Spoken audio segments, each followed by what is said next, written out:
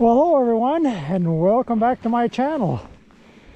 It's January 15th, another beautiful day down here in the Bridger National Forest of western Wyoming.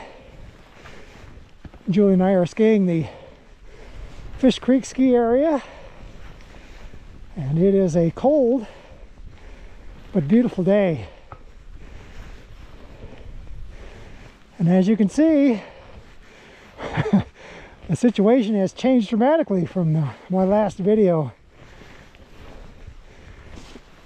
The video that I posted last week was shot on January 8th, and since then we've had at least an inch of precipitation, and that equates to more than a foot of fresh snow. This last storm event that came through the area was quite the doozy. It came down horizontally, some of the strongest winds I've seen in a while, and it's made the conditions in the backcountry extremely hazardous. In fact, much of the area is rated as either high or extreme, and the Avalanche Center is just warning people just to absolutely stay out of avalanche terrain. And what that means is, for us in this part of the world, is make sure you're skiing slopes that are less than 30 degrees. Make sure if you're even down the flats that the terrain up above you is not steeper than that. You also want to be wary of cornices, and even if you're in a fairly gentle terrain, if you get yourself into even a small little gully and the slopes are steep in that gully, it doesn't take a whole lot of snow up above you to bury you, especially if you're skiing by yourself. Well, this snow is nice. I don't know if you can see up ahead here. We do have some wind. If I kick it up, you can definitely see the wind blowing this light fluff around. I'm going to head down to a neat little spot just above Highway 89, and it has sort of a southwesterly exposure.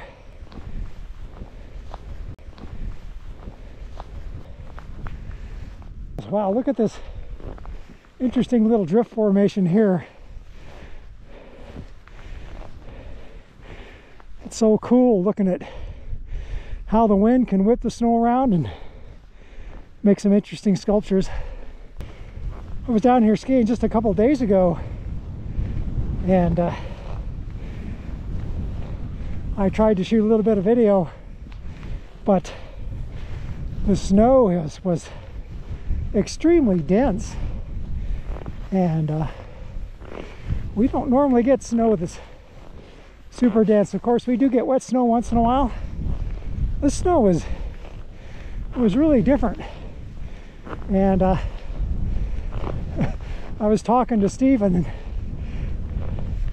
he says the term that they use is snowblower powder, and I'd never heard that term before, but it makes complete sense. It basically is steep snow that's been blowing around a lot, and all the crystals have been removed, so it sort of compacts down, and it just is a dense snow. Consequently, some of my normal runs that I ski, it just was like slow motion. Today I'm skiing a Xplore setup. I've got my Volley Hypervectors. They're an extremely wide ski. These are 177s. I've got my Alfa free boots, and as you can notice, I have the hard flexor on today. And there's Julie down below, she's going to do the loop. I'm going to stay up on top of this ridge and go over this other direction where there's play some more vertical. And I was mentioning that terrific storm that blew through. We have a weather recording station up on Mount Coffin, which is in the Grays River, above the Grays River. It's a peak over there that's about 10,000 feet, and they recorded a gust of 138 miles per hour, and they had sustained winds above 60 miles per hour during that storm event. So that, because we've gone so long without a bunch of snow, there's a layer down below that is really weak, and it hasn't consolidated.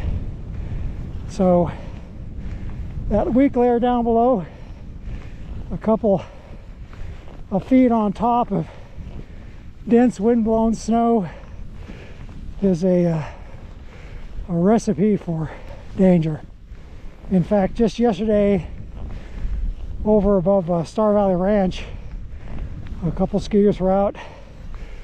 They got caught on an avalanche.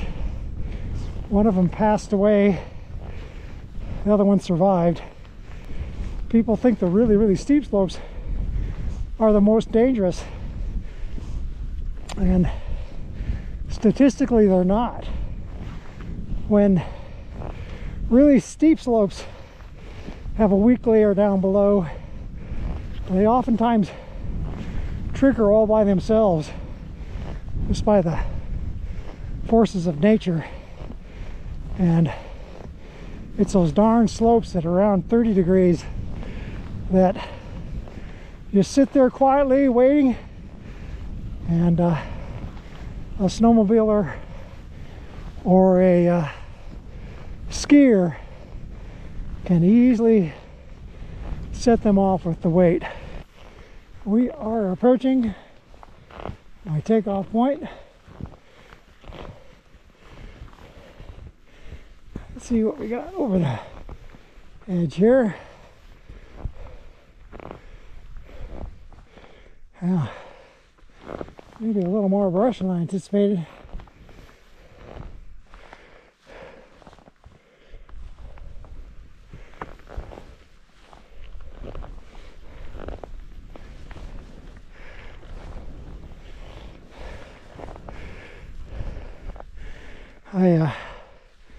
My normal line tends to diagonal across here to get down there. It's kind of a little steep drop off right over here, and then pops down below the tree. We'll see how it goes. It looks a lot different in real life than it does on this super view of the GoPro. I don't know how wonderful it'll be, but there's only one way to find out. That's to change over and head on down.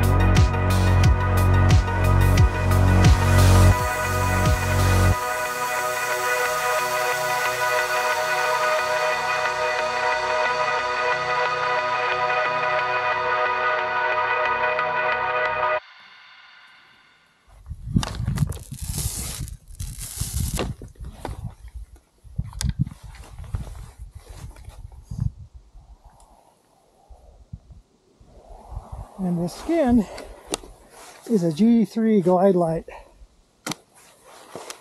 It is a mix of nylon and mohair. And I have the hard flexors on today.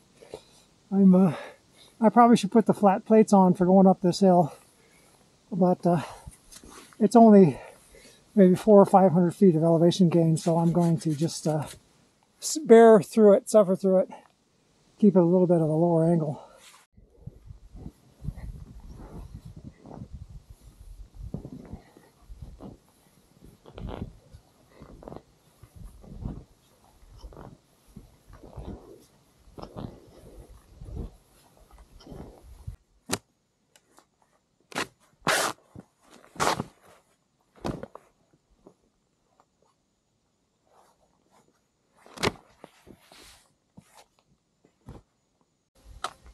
Let's do it.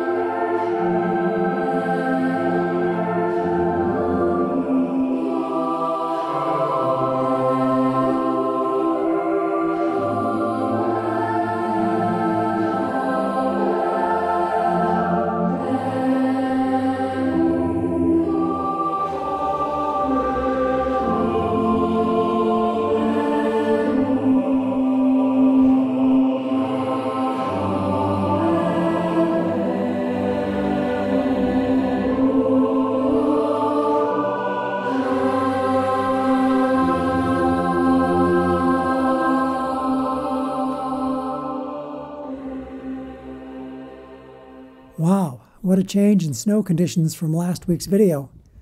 The first deep powder day for me this season. Boy, was I glad I brought my widest and longest skis today. When I put this ski combination together last season, I knew that it would probably have limited use for most skiers, except for those who frequently ski deep powder and need the extra float. I wasn't sure that El Nino would let this one through, but somehow it sneaked by. Well, my day is done, and it's time to link back up with Julie. Thanks for tuning in and for subscribing.